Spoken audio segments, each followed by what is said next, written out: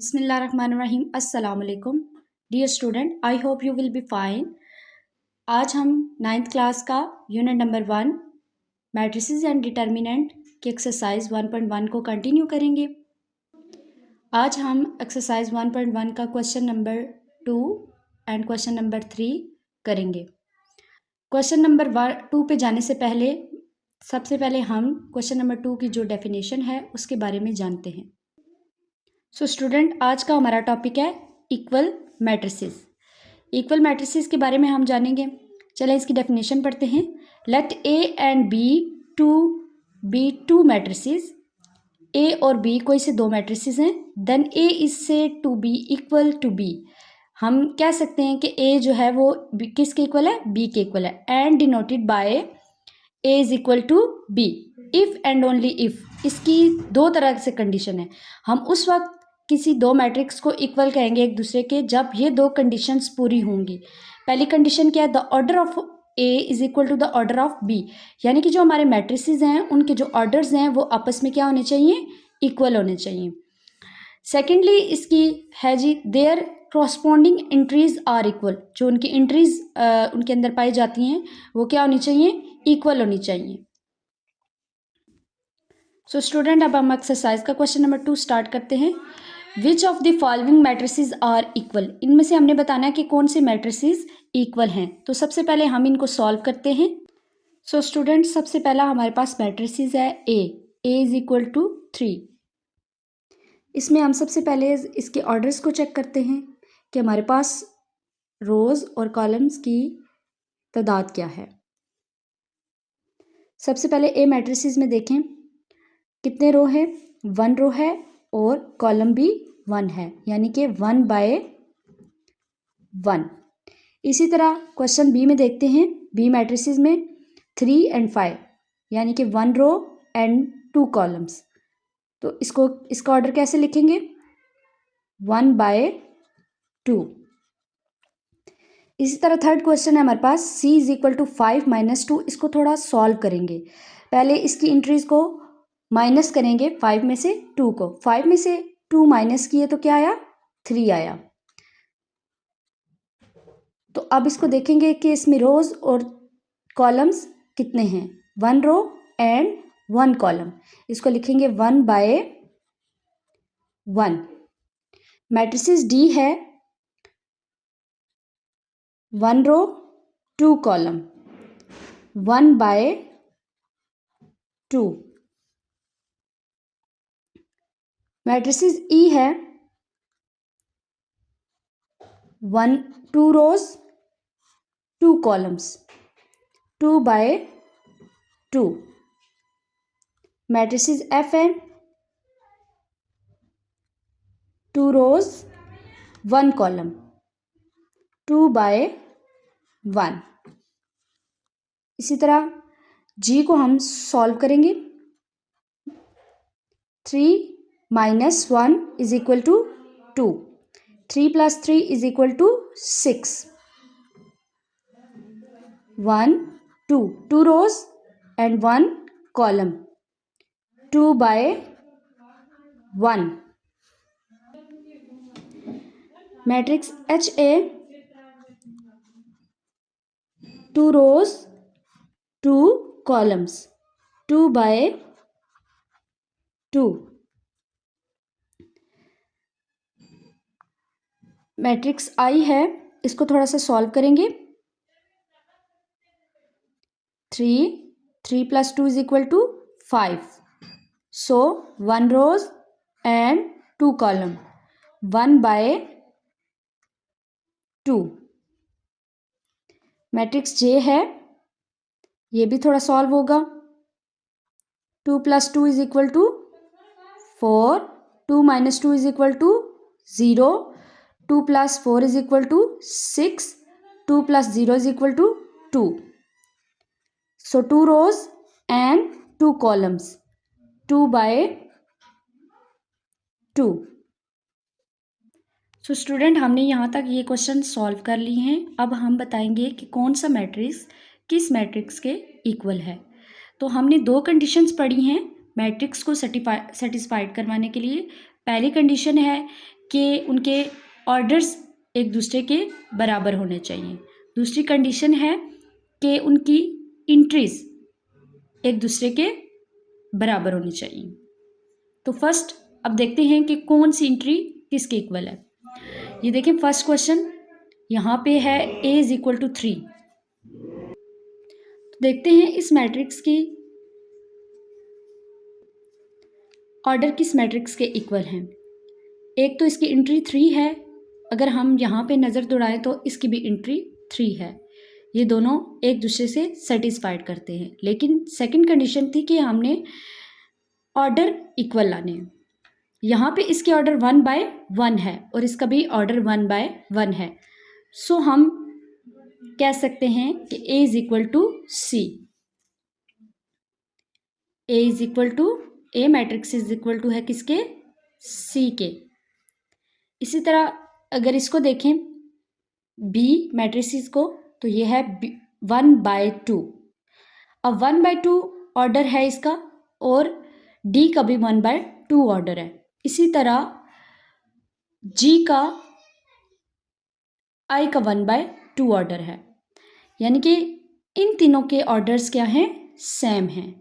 अब हम एंट्रीज भी इनकी चेक कर लेते हैं। इसकी एंट्री है 3 और 5, इसकी भी एंट्री है 3 और 5, इसकी भी एंट्री निकली 3 और 5। सो हम कह सकते हैं B matrix is equal to D and D matrix is equal to I. B matrix is equal to D and D matrix is equal to I. So next question पे आते हैं। Question number E 2/2। इसकी order है 2/2 और entry है 4062। इसके अलावा 2/2 किसका ऑर्डर है, एज का। इसके अलावा 2/2 ऑर्डर है जे का। अब इनकी एंट्रीज चेक करते हैं। 4062 एज की एंट्री क्या है 4062 और जे की एंट्री क्या है 4062। सो हम कह सकते हैं E matrix is equal to है एज के और एज इक्वल है जे के।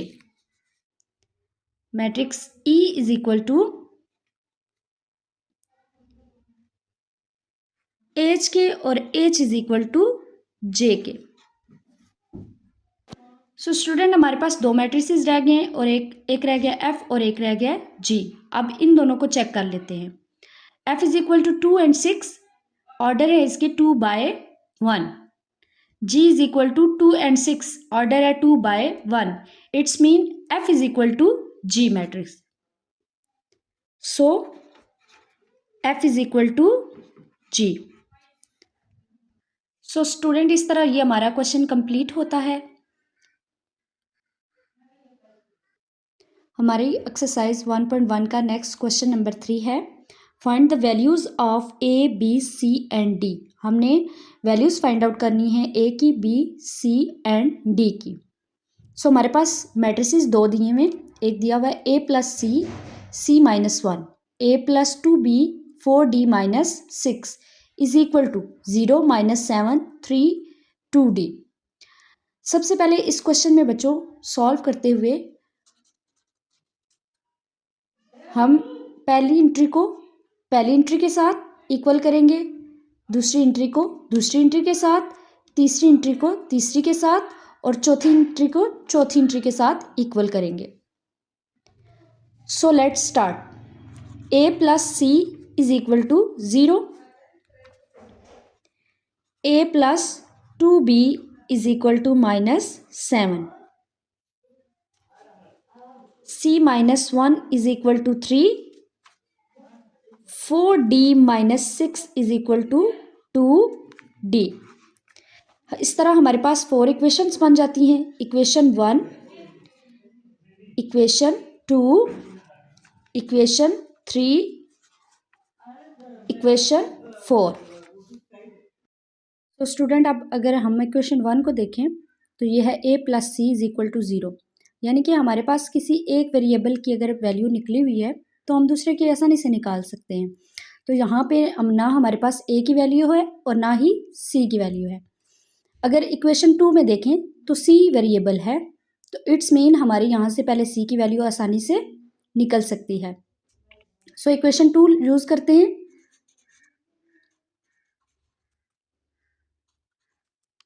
c minus 1 is equal to 3। यहाँ ये 1 माइनस में है, इक्वल के उस साइड पे जाके प्लस में हो जाएगा। c is equal to 3 plus 1।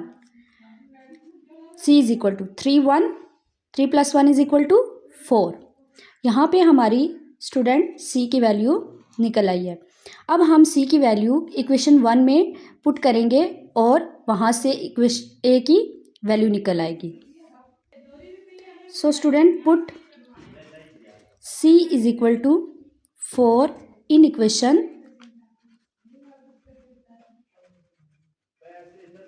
1। Equation 1 क्या है हमारे पास, a plus C is equal to 0। So a plus c की वैल्यू क्या है 4 इज इक्वल टू 0। यहाँ पे 4 प्लस में है, इक्वल के साइड पे जाके माइनस में हो जाएगा, -4। यहाँ पे हमारे पास किसकी वैल्यू निकल आई, a की वैल्यू निकल आई। हमारे पास c और a की वैल्यू निकल आई है।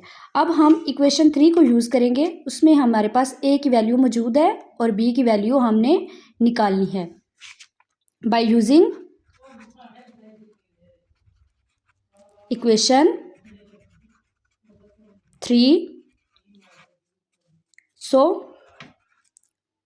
Put a is equal to -4। Equation 3 क्या है, a plus 2b is equal to -7। यहाँ पे a की वैल्यू को हम पुट करेंगे, -4 plus 2b is equal to -7। -4 equal के उस साइड पे जाएगा तो प्लस माइनस 7 में से 4 आप सब्ट्रैक्ट करेंगे स्टूडेंट, आ जाएगा 3। साइन बड़ी अमाउंट का हमेशा डालते हैं, 7 के साथ कौन सा साइन है, माइनस का। यहाँ पे b के साथ 2 क्या हो रहा है, मल्टीप्लाई हो रहा है, इक्वल के उस साइड पे क्या हो जाएगा, डिवाइड हो जाएगा। सो b इज इक्वल टू -3/2। ये रही आपकी b की वैल्यू। सो स्टूडेंट अब हम इक्वेशन 4 को यूज़ करेंगे बाय यूजिंग इक्वेशन 4। इक्वेशन 4 क्या है, 4d - 6 is equal to 2d। अब जो वेरिएबल वाली d वाली वैल्यू है उनको एक इक्वल के एक साइड पे कर लेंगे और जो कांस्टेंट है उनको इक्वल के दूसरी साइड कर देंगे। 4d ये प्लस में है, इक्वल के साइड पे आके -2d हो जाएगी, इज इक्वल टू ये माइनस है, इक्वल के उस साइड पे जाके +6 हो जाएगा। 4d में से 2d हम सब्ट्रैक्ट करेंगे, 4d में से 2d सब्ट्रैक्ट किए तो 2d is equal to 6। d के साथ 2 मल्टीप्लाई हो रहा है, यहाँ 2 मल्टीप्लाई हो रहा है, इक्वल के जिस साइड जाके डिवाइड हो जाएगा। d is equal to 6/2। 2 1 इज 2, 2 3s are 6। So d is equal to 3। So student इस तरह हमारी 4 वेरिएबल्स की वैल्यू निकल आई है।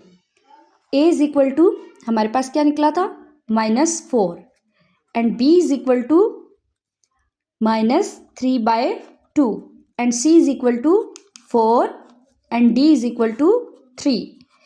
इस तरह हमारी 4 अननोन वैल्यूज निकल आई हैं। आई होप आपको ये क्वेश्चन समझ आ गए होंगे। मज़ीद ऐसी वीडियोस के लिए लाइक करें, शेयर करें और सब्सक्राइब करें।